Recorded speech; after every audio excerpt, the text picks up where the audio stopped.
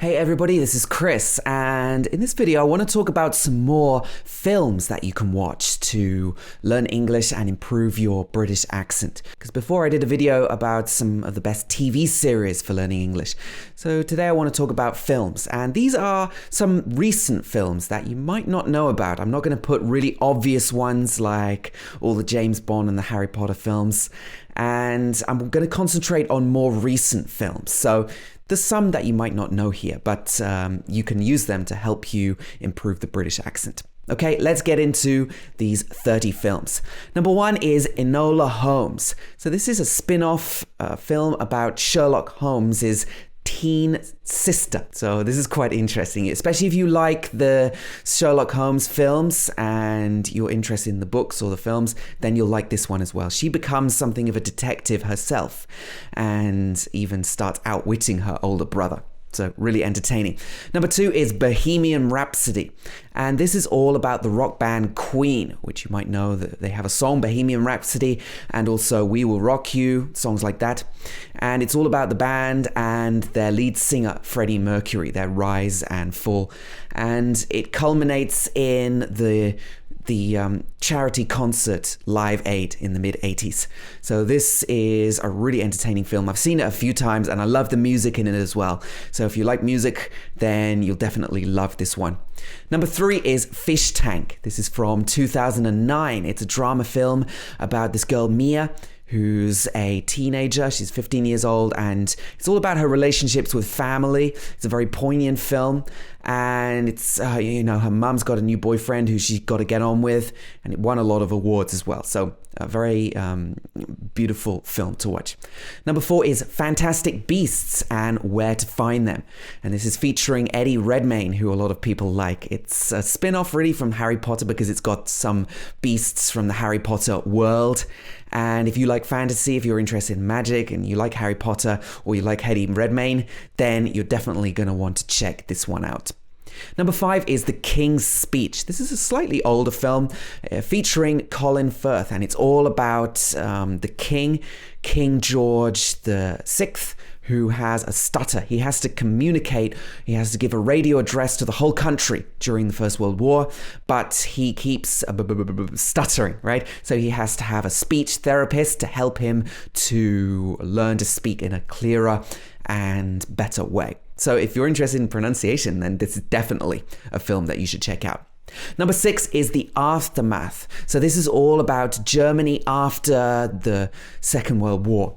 And it's featuring Keira Knightley, and they're building the city after the Second World War. So this is a really entertaining one as well. So number 7 is The Wife, and this is all about this woman who's called Joan in the film, and she's really been living in the shadow of her husband for all his life. He's a writer, I think, and he has been unfaithful. He cheated on her, but she never really got to shine herself. So it's all about the compromises that she's made in her marriage, and she's confronting him in the end. So this is quite an interesting one. Number 8 is called Eternal Beauty, and this is about this woman who's played by Sally Hawkins, and she has mental health issues over many years. And she actually imagines a lot of situations, and she has a lot of problems with her family as well. So she actually finds love again after being left at the altar in a marriage ceremony.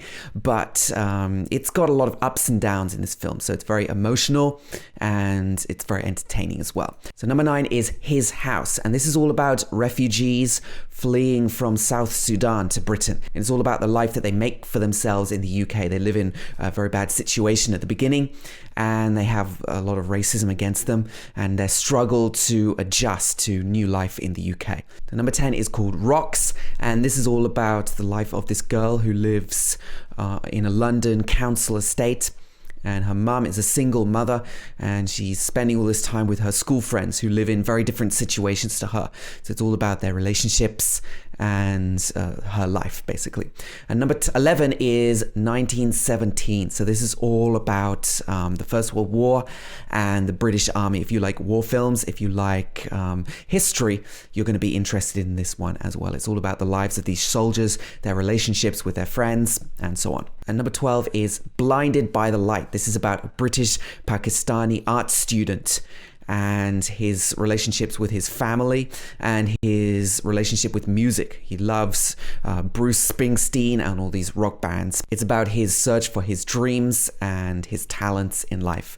And it's all about the new generation growing up in the UK. So number 13 is kind of about music, but it's not really about the Beatles. It's about this musician called Jack, and he's actually hit by a bus, and then he finds out that he's the only person who knows the music of the Beatles. And he starts playing this Beatles music, and he turns into a really famous person just based on the Beatles music. So this is quite an interesting storyline, actually, this one.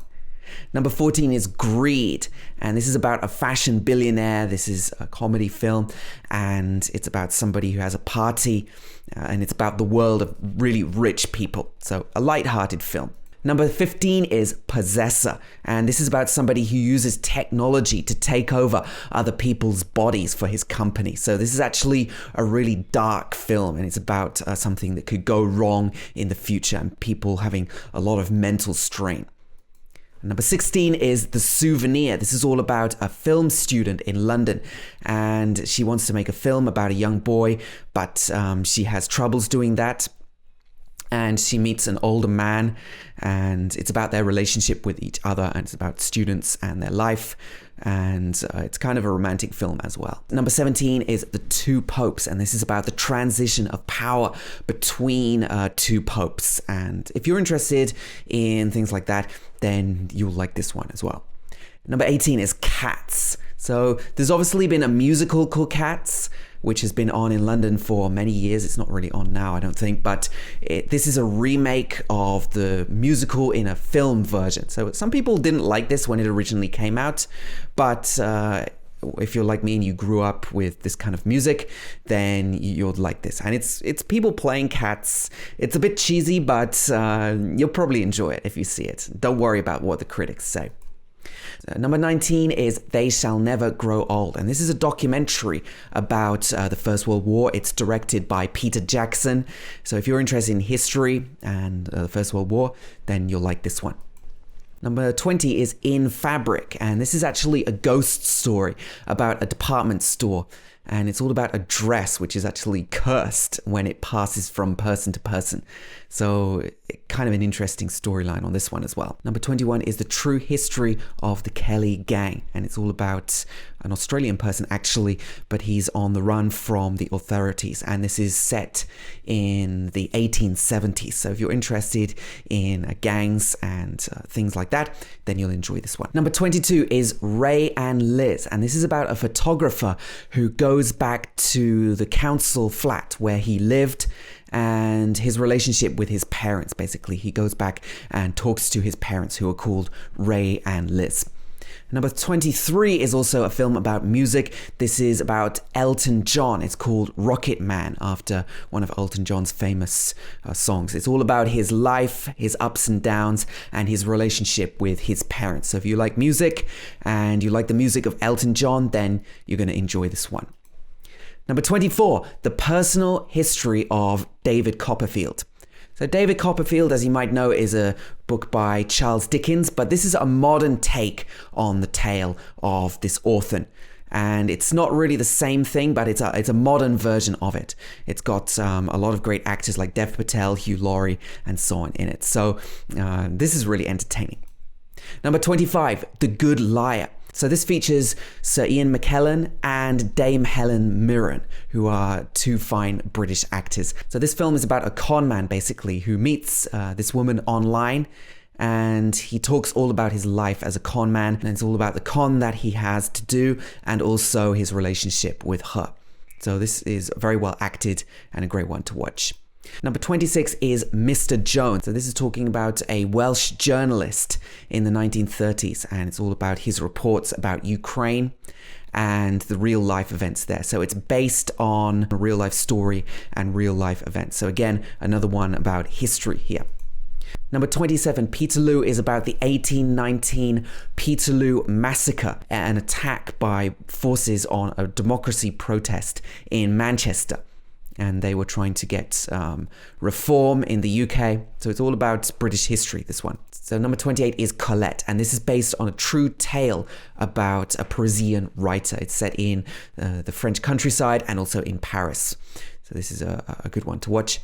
Number 29, Daniel Blake, and this is all about an out-of-work carpenter and his struggle to survive and apply for benefits in the UK. So it's quite a dark film, it's quite a depressing film in the end, but it's also kind of life-affirming, and it features the Tyneside accent. So if you're interested in accents from the north of England or Newcastle area, then this is a good one to watch as well.